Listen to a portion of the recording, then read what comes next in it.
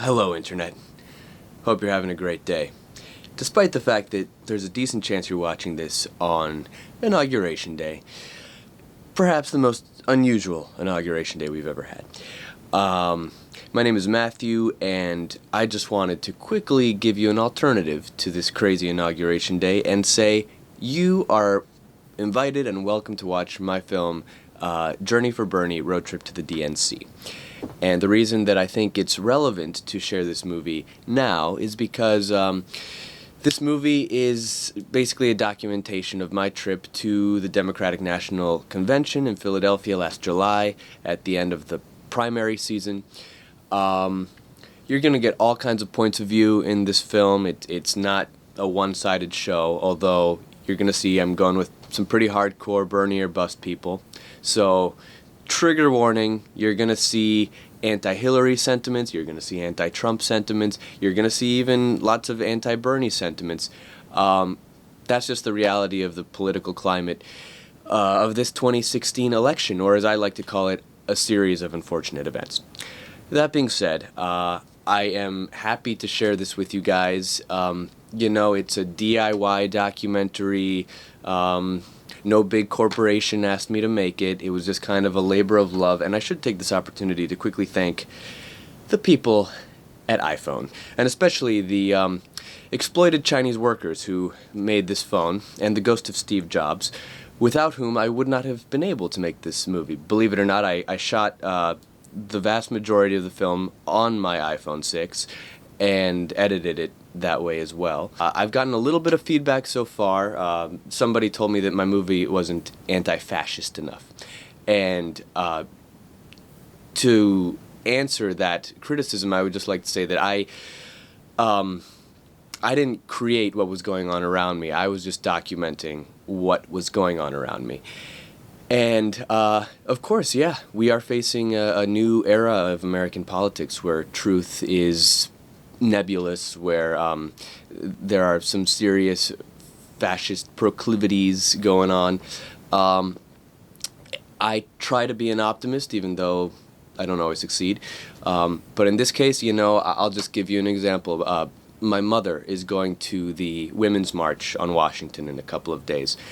My mom is now crossing the threshold of her 70s, and if Mr. Frumpy hadn't been elected president, well, she wouldn't be out doing that. People wouldn't be reevaluating their reality, their consciousness. Here's how I would like to put it. I feel that in this election we had the opportunity to nominate Batman. Okay, let's revise that statement. We had the opportunity to nominate the non-billionaire version of Batman. Instead, the Democrats chose Two-Face, and the Republicans chose the Joker. And now the Joker is our president. That's my opinion only. You're going to see all kinds of opinions in this film, but that's what democracy is about. It's about sharing ideas and hopefully living up to the Founding Fathers' concept of a democracy that works because people engage and create. And so this is my small contribution to that conversation.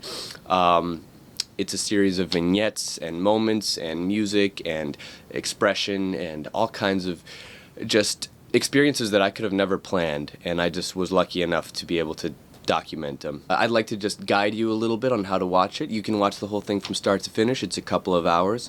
If you want to skip right to the Philadelphia action, I won't be offended.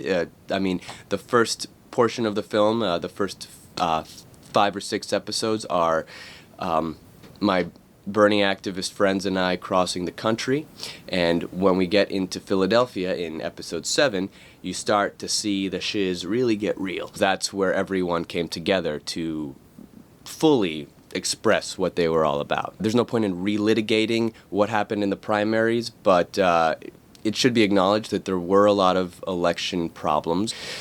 I think if the powers that be had truly been objective, they would have nominated the candidate who had a chance at winning, according to every poll back in July.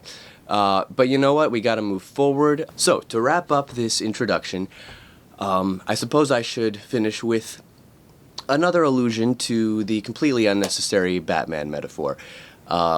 But, the more I think about it, the more it fits.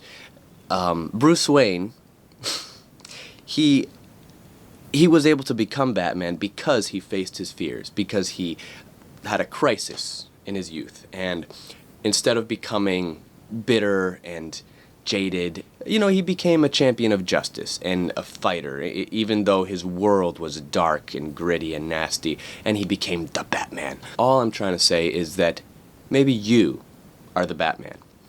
I cannot wait to hear what you guys think about the film, the whole experience. There's so many incredible people who I met in the course of this journey.